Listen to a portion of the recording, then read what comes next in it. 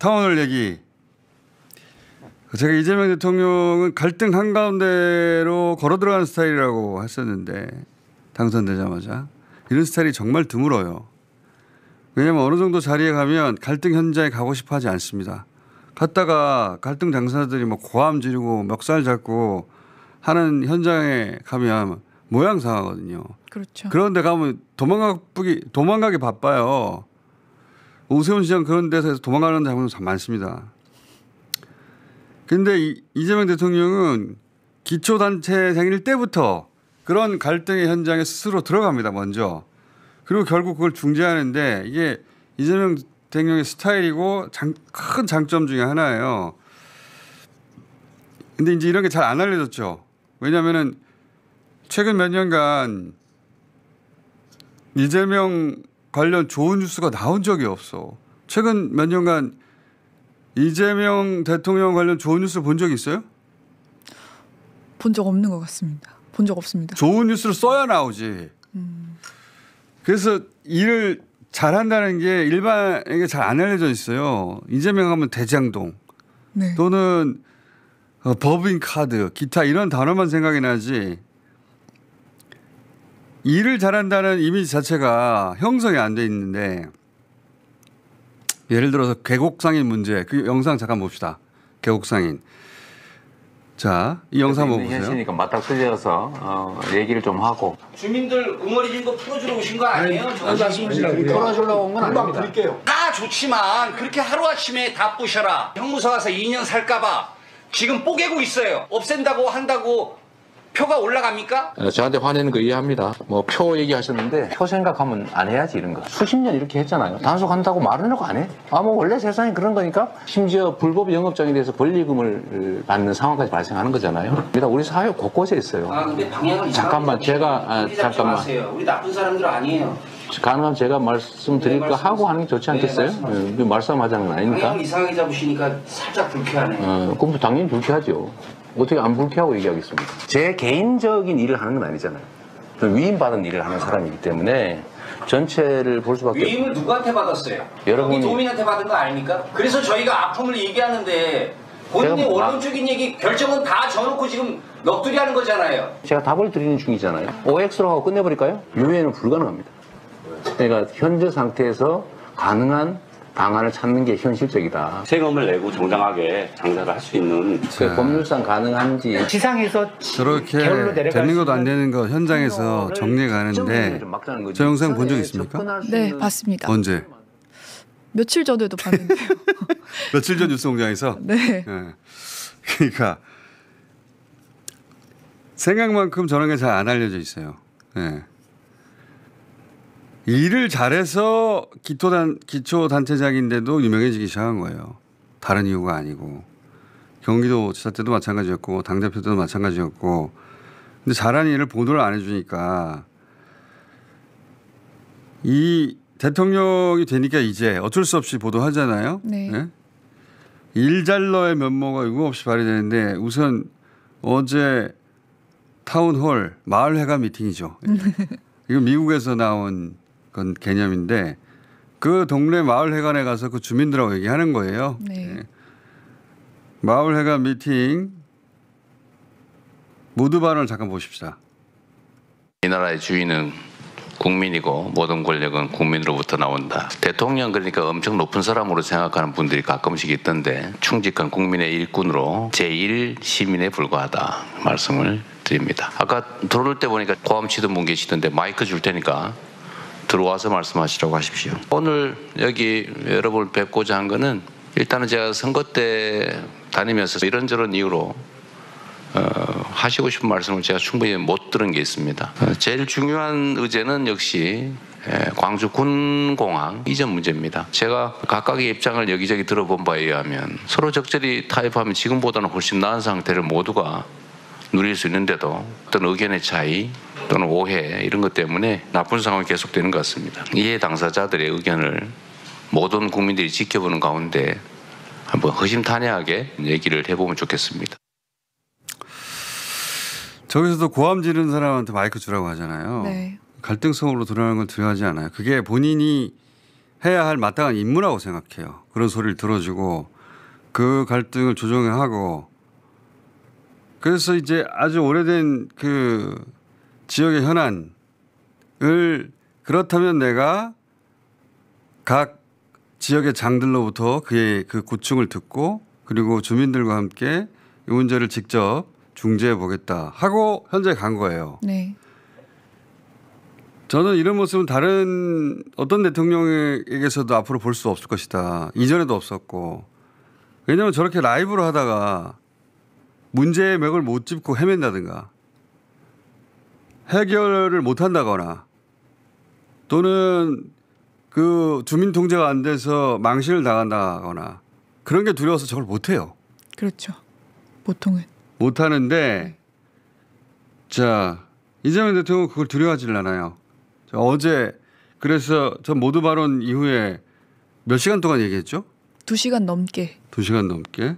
그중에 일부 장면을 잠깐 봅시다. 이용섭 시장께서 그 약속을 이제 파기를 하십니다. 방금 우리 시장님께서 1조 원을 별도로 주신다고 이렇게 말씀하십니다. 1년 예산이 얼마예요, 무한? 8천억 정도 되는데요. 그러니까 1년 예산이 네, 8천억인데 세상에 인구- 1조 원을 지원하겠다고 그러면 근데 그 말을 믿지 않는다는 것입니다. 네, 왜냐하면- 알겠습니다. 그 핵심이 그거네 보니까. 왜냐하면 먼저 빚내서 무한공항을 지어주고 군공항을 지어주고 그리고 저 땅을 우리가 받아서 개발해서 저희들이 쓰는 방식입니다. 무안군에다가 1조 원을 지원하고도 광주가 손해보지는 않고 충분히 공항을 이전할 수 있겠다고 판단이 들었다는 거 아니에요. 개발해서 매각했을 때 차익이 있을 거 아니에요. 요즘 계산 못하고 지금 1조 계산할 그러니까 무안에서 못 믿는구만. 이걸 담보하는 방법은 사실 어려운 게 아닙니다. 기부대 양녀 사업에 뭐 법을 고치든지 해가지고 무안군이 사업자로 참여하면 제일 확실하지. 무한공항을 광주공항으로 생각하겠다라는 정도로 제가 의지는 밝혔습니다만 실현 가능성 문제는 따져봐야 되겠는데 사실 무안으로서는 새로운 발전의 기회를 잡는 거잖아요. 이게 민간 항공기보다 군용 항공기가 시끄럽잖아요. 결론은 소음 문제 말고 고도 제한으로 인한 재산상 피해 문제는 이미 민간 공항으로 다 설정돼 있는 거잖아요. 무안군을 위무하기 위한. 문제 해결이 된다면 과감히 저도 네. 부담하겠습니다. SPC 구성할 때 우선 처분 이익 취득권을 무안군이 갖는 걸로. 원래 그렇게 하는 거예요. 이걸 제가 SPC 전문이잖아요. 대장동. 이렇게 정리하고 넘어가죠. 네. 저 이슈 한 가지는 아니었는데 그러니까 지자체장들끼리 갈등인 거예요. 네. 불신 때문에 저기에 이제 도지사도 관여돼 있고 지자체장 대 지자체장이니까 사실은 둘 사이는 중재할 수 있는 수단이 없어요. 그러니까 대통령이 직접 나선 거죠. 예. 그러면서 이제 본인이 알고 있는 것과 본인이 할 수 있는 것 저렇게 정리해 나가는 건데 저 대단한 장면입니다. 그 라이브였단 말이죠. 네. 서로 이야기를 다 맞춘 다음에 이렇게 하면 이렇게 합시다 하고 약속 대련을 한 게 아니라 그러다 보니까 뭐 억울한 목소리도 튀어나오고 막 네. 했는데 대단한 장면입니다. 대통령이 저렇게 실시간으로 갈등의 현장 한가운데 들어가서 저걸 중재하고 그걸 전 국민 보라고 틀어주는 건 앞으로도 없을 일이에요. 저기 잠깐 등장한 SPC는 특수 목적을 위해 만들어진 회사를 말하는데 궁금하면 찾아보시면 됩니다. 포털에서.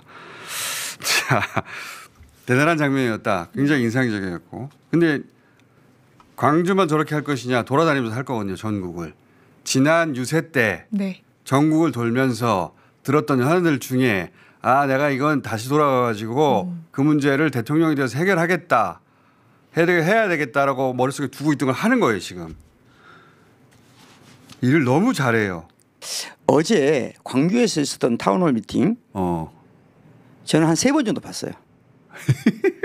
왜냐하면 너무 흥미진진하고 흥미진진하고요. 너무 다이나믹하고 너무 재밌고 맞아요. 우리가 어디에 있는지를 정확하게 알려주는 거예요. 그리고 이거 이재명 대통령이 왜 이렇게 할 수 있을까? 이재명 대통령 이외에 세계 어떤 지도자도 저도 그렇게 생각합니다. 하기 어려운 일입니다. 그거는 할 수 있지만 주변에 다 말릴 거예요.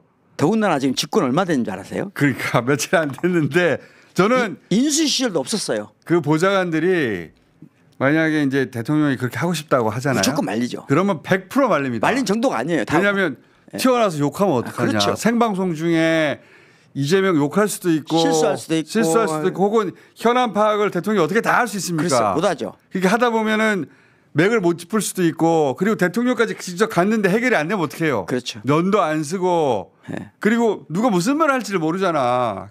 그런 상황을 전 국민한테 다 보여준다고? 네. 그것도 갈등이 첨예한 그 사안을 들고 갈등이 첨예했다는 것은 해결이 안 되는 이유가 있는 거거든요. 그렇죠. 그 상황에 집권 네. 지금 인수위도 없는 정부에 가서 그런데 나 어준 씨한테 이제 이것을 해석을 해야 된다는 거거든요. 타운홀 미팅에 대해서 여기에 사실은 이재명 정부의 모든 게 다 들어있어요. 저도 그렇게 생각합니다. 네. 그래서 저는 세 번을 보면서 철학자가 그 타운홀 미팅을 보면서 느낀 바를 정리를 해주시고 제가 써먹을게요. 서로 하나씩 해보자는 거예요. 아니 교수님 세 개 하시고 그 세 개 내가 말한 것처럼 써먹을게요 앞으로. 일단 긴장감도 있었어요. 네. 아니 그리고 첫 시작할 때 이재명 대통령님께서 그런 말을 해요. 준비가 안 됐다. 실수가 있을 수도 있다. 문제가 생길 수도 있다. 하지만 우리 모두 다 진실을 감정 모든 걸 토로하자. 심지어 저는 좀 인상적인 장면이 그 무한 군수님께서 발언하시려 하니까 무한 군수가 제일 억울해 지금 보니까. 그렇지. 그러니까 하시면서 하시는 말씀이 서서는 하지 말고 누워서 해도 된다. 이런 표현을 쓰세요. 아재 개그. 예. 그 마지막에 이제 마지막에 이재명 대통령이 그런 얘기를 했죠. 네, 그래 하셨잖아요. 그런데 저는 이제 그걸 보면서 우리나라가 동원 체계에서 동행 체계로 전환. 동행 체계. 이거 요즘 우리 교수님 밀고 있는 거거든요. 그렇습니다. 과거에는 동원 체제였는데 이제는 동행 체제로 바꿔야 된다. 네. 그러면 좋은 말입니다. 동행 체계에서 동원 체계의 차이가 뭐냐 하는 거거든요. 저는 기본적으로 국힘은 완벽한 동원 체계라고. 동원에 최적화돼 있죠. 최적화돼 있습니다. 예, 선거할 때 보세요. 아직도 민주당도 오래된 정당이고 민주당도 대단한 정당이지만 이 동원 체계는 국민의힘을 이길 수가 없어요. 없습니다. 그리고 근데 바로 그 동원 체계가 잘 작동하기 때문에 거기서 못 벗어나오는 거예요. 제 생각도 그래요. 동원 체계가 뭔가 잘못이 되고 뭔가 실패한다는 걸 자각해야 벗어나거든요. 그러니까 국힘은 동원 체계가 너무 잘 작동해요. 지금도 잘 되고. 다시 말하면 이번에도 예를 들어서 총리 후보자에게 누군가 동원을 내린 거예요. 그러면 원내 외 정치권이 모두 동원합니다. 거기서 끝나지 않아요. 이분들은 검찰 경찰까지 동원할 힘이 있어요.